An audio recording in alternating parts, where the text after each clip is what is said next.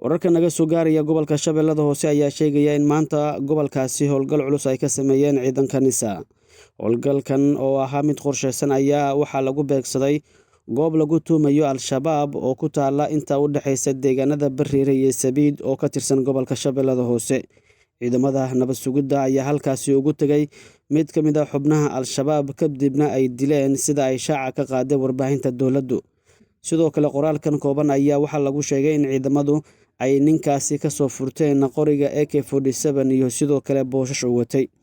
Ciidamadan gaarka ah ee hay'adda NISA ayaa howlgalkan qorsheysan oo ay ka fuliyeen tuulada macalinka u dhaxaysa Bariire iyo Sabiid ee gobolka Shabeellada Hoose ayaa waxaa lagu dilay mid ka mid ah dhagarqabayaasha Al-Shabaab iyadoo ciidamaduna ay ka soo furteen hubkii uu watay ayaa lagu yiri qoraalkan ka soo baxay dowladda Soomaaliya oo lagu daabacay warbaahinta qaranka.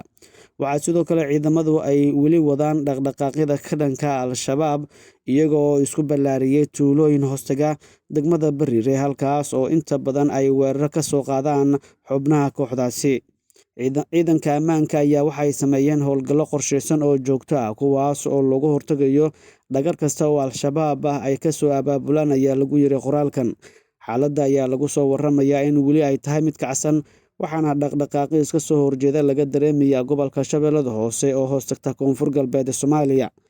Al-Shabaab ayaa ku xoogan gobolkan waxaana ay ka soo abaabulaan weeraro culus iyo sidoo kale qaraxyo kuwaasoo inta badan ay ku beegsadaan saldhigyada ciidanka huwanta. Koonfur Galbeed ayaa ka mid ah meelaha la filayo inuu ka bilowdo wejiga labaad ee dagaalka degdega ah ee ka dhanka Al-Shabaab kaas oo ay ku soo beerayaan dalalka dariska la Soomaaliya sida Itoobiya, Djibouti, Kenya iyo ciidanka militariga Soomaaliya.